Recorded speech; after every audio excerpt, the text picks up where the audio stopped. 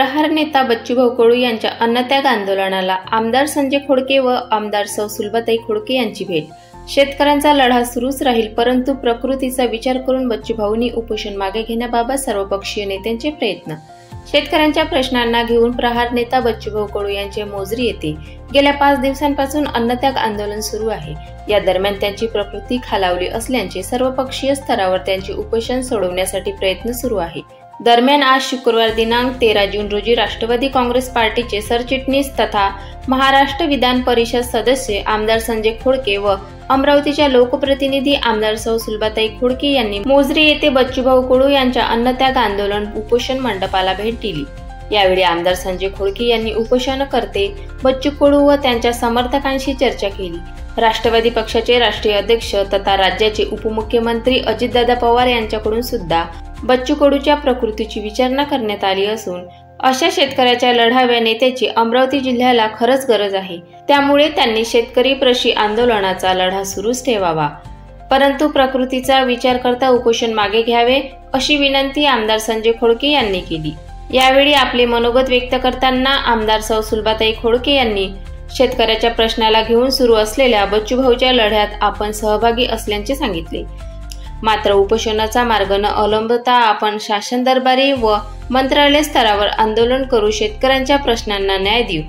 उपोषण सुटेल तरी शेतकऱ्यांचे आंदोलन सुरूच राहील, परंतु बच्चूभाऊंनी उपोषणाचा आग्रह सोडावा आणि आपल्या प्रकृतीचा विचार करून आंदोलन मागे घ्यावे असे आवाहन आमदार सौ सुलभाताई खोडके यांनी केले।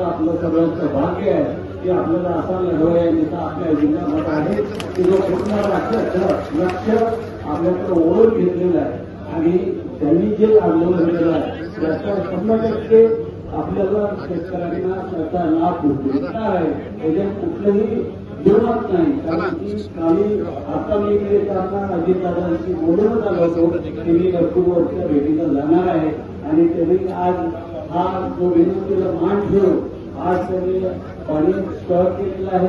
पुढच्या काळामध्ये आम्ही बच्चूभाऊसोबत आहोत, अमरावतीचे सगळे लोकप्रतिनिधी त्यांच्यासोबत राहतील, कारण की हा लढा पक्षीय नाही आहे, हा कोणत्या राजकारणाचा लढा नाही आहे, हा शेतकऱ्याचा लढा आहे आणि शेतकऱ्याच्या लढ्यामध्ये आम्ही सर्वजण अमरावतीचे सर्व लोक तुमच्यासोबत, आम्ही तुमच्यासोबत बच्चूभाऊसोबत आहोत की पुढे चालून हा जो प्रश्न निर्माण झालेला आहे या प्रश्नामध्ये कशी मध्यस्थी करून शेतकऱ्यांना त्याचा लाभ जो सरकारकडून भेटत आहे तो देण्यासाठी आम्ही सर्व संजीव राठोड गेले, शिंदे साहेब असतील, फडणवीस साहेब असतील,